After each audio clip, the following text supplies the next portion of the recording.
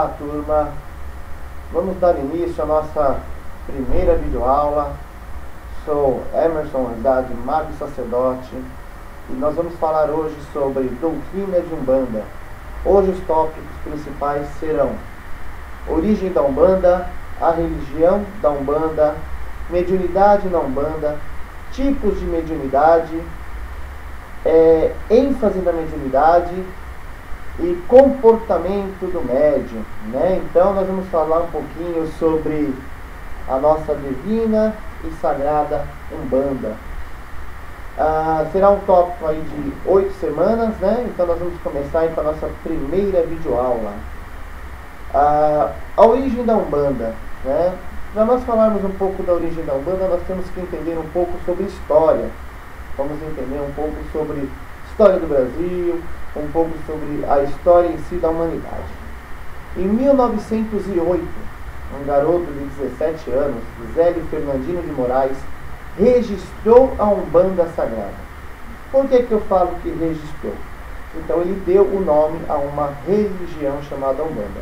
Mas para que isso acontecesse, primeiro ele teve que ser conduzido a essa situação. Ele tinha alguns ataques, né, que alguns falavam que era um ataque de epilepsia, outros ataques de possessão, e ele tinha alguns pequenos ataques. E a família dele, desesperada de não saber o que era, não ter causa médica, científica para comprovar, levaram ele para um espaço kardecista, um centro kardecista, para que ele pudesse ser tratado. Quando chegou nesse espaço, ele, ao sentar na mesa, né, ou na cadeira, melhor dizer, quando ele sentou, o que ele fez? Ele teve uma incorporação. Foi a primeira incorporação, que foi de um preto velho, né? Ele incorporou uma entidade de um preto velho. Como naquela época os kardecistas só trabalhavam com grandes mentores, né? Só trabalhavam com espíritos que eles diziam serem mais evoluídos, que fossem, vamos dizer aí, um Monet, um Beethoven, grandes pintores, grandes artistas, grandes músicos, né? Então, eles não aceitaram de forma nenhuma trazer esta parte da Umbanda, né? Então, eles, como não era Umbanda, eles acharam que era melhor não aceitar um preto ignorante, né? Um espírito de um preto ignorante que não tinha nada de cultura para trazer. Mal sabia eles o que iria acontecer, né? E expulsaram essa entidade, né, daquele lugar. Na próxima sessões que o Zélio foi, ele também teve uma outra incorporação, né?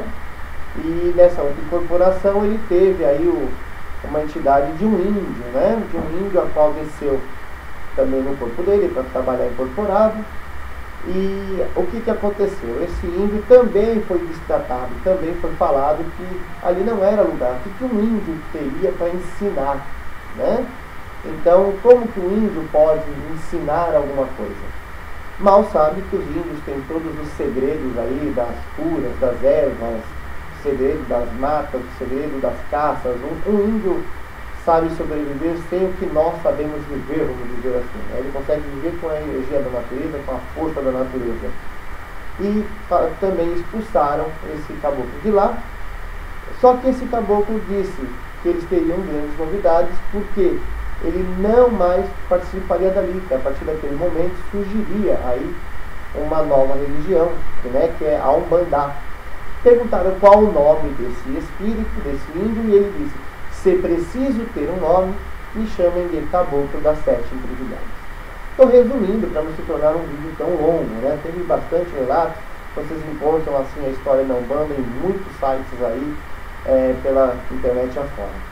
Então a Umbanda, na verdade, começou com esse menino aí de 17 anos, que após essa incorporação recusada pelo centro kardecista, começou a trabalhar na sua casa lá no Rio de Janeiro.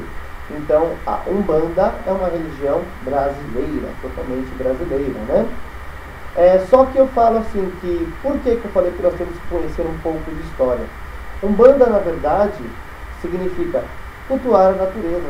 Cada orixá, em sua forma, é um ponto de força da natureza.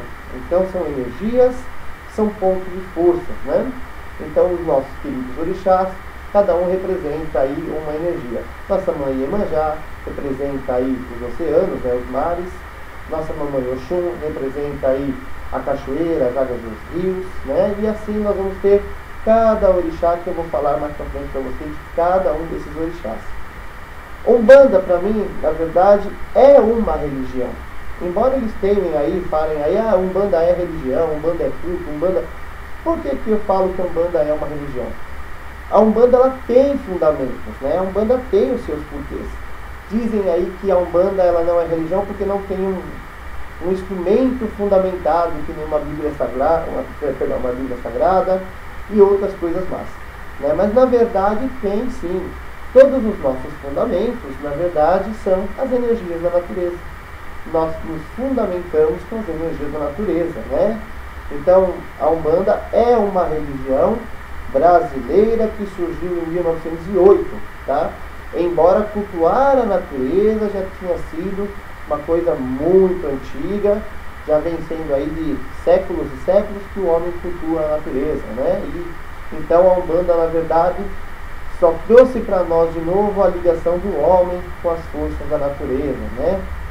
Mediunidade na Umbanda. Quando nós falamos de mediunidade na Umbanda, logicamente que todo mundo já entende assim: vou incorporar, vou trabalhar com uma entidade, vou trazer aí um espírito para trabalhar no meu corpo, já pensam que incorporar é a única forma de mediunidade, tá? Não é exatamente assim, porque nós temos aí mediunidade de incorporação, mediunidade de vidência, mediunidade de clarividência, mediunidade de audiência, mediunidade de psicografia, entre outras e outras e outras mais aí, né, que dá para relatar. Inclusive Allan Kardec relata muito isso no livro que ele deixa da mediunidade, né? Então ele fala muito sobre todos os tipos de mediunidade.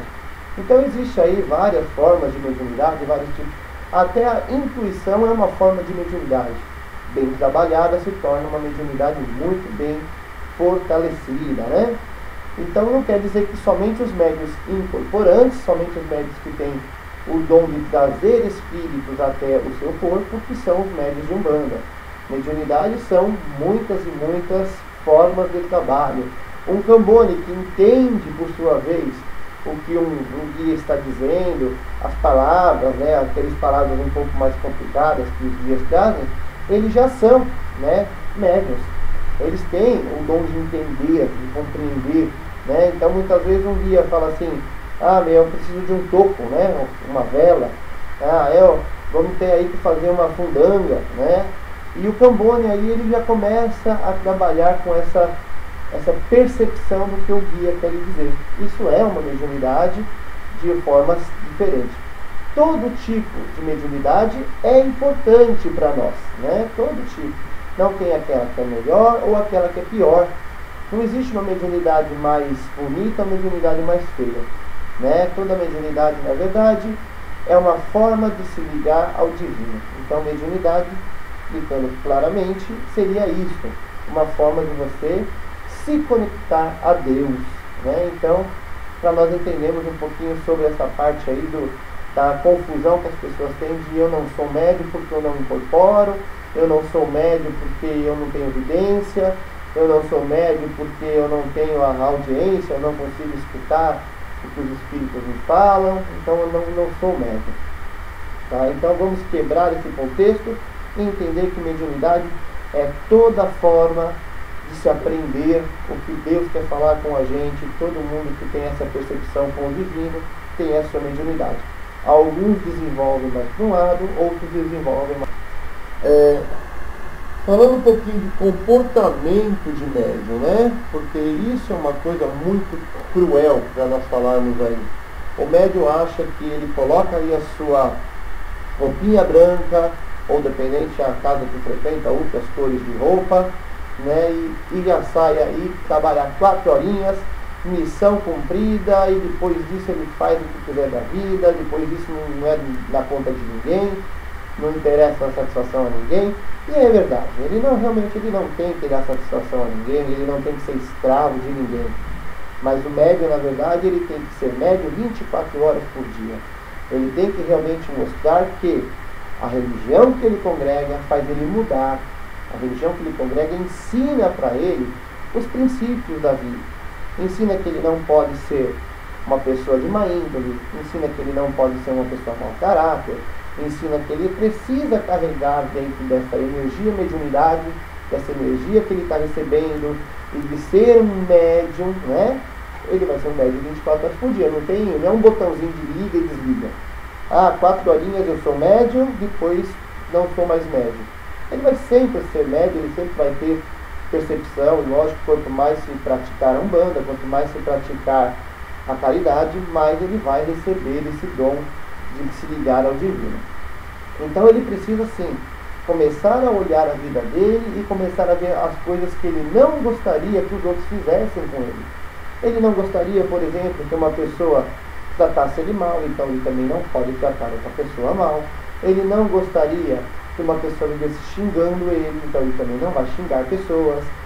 Ele tem que deixar os vícios, né? Ele tem que abandonar os seus vícios, porque vício é uma forma de se matar, e se nosso corpo Deus deu de presente, não tem por que nós nos matarmos com essa situação. Então ele tem que entender da seguinte forma: o que ele puder estar fazendo para melhorar, ele tem que estar fazendo. Abandonar aí ambientes que seja aí um pouco mais complicados, por exemplo, abandonar bares, botecos, né? Prostíbulos, abandonar lugares realmente que possa trazer energias ruins, que possa realmente estar prejudicando a vida dele. Ele tem que procurar ser uma pessoa idônea, uma pessoa de boa índole. A mediunidade começa por aí, né? Quanto mais eu tenho o meu corpo aberto para receber um espírito de luz, mas também eu sou um médium e perceptivo também. Se eu estiver fazendo coisas erradas, eu posso também acabar trabalhando com espíritos ruins, que acabam me enganando, que acabam aqui falando na minha orelha, né? Que acabam tentando me levar a caminhos errados. Então o médium precisa aí ser médium 24 horas por dia, né? Até dormindo tem que ser médium, né? Vamos dizer assim, que às vezes tem uma situação para resolver, a gente pega nosso Pai, pega nosso Deus maior, que nos deu uma orientação, nos deu um caminho, e muitas vezes eles falam para a gente através de sonhos, e a gente acaba no dia seguinte sabendo aí resolver uma situação, resolver um problema. Então, mais uma vez, eu volto a dizer para vocês que ser médium é mudar de vida, né? Não é ser de má índole, não é ser uma pessoa errônea. Ser médium é uma mudança interior para o mundo exterior. Fica por aqui a nossa aula de hoje, né? Nós falamos aí um pouquinho aí sobre as bases da nossa querida e amada Umbanda Sagrada, né? E para quem quiser conhecer um pouco mais sobre o nosso trabalho, nós estamos aí na Avenida Monte Magno, 292,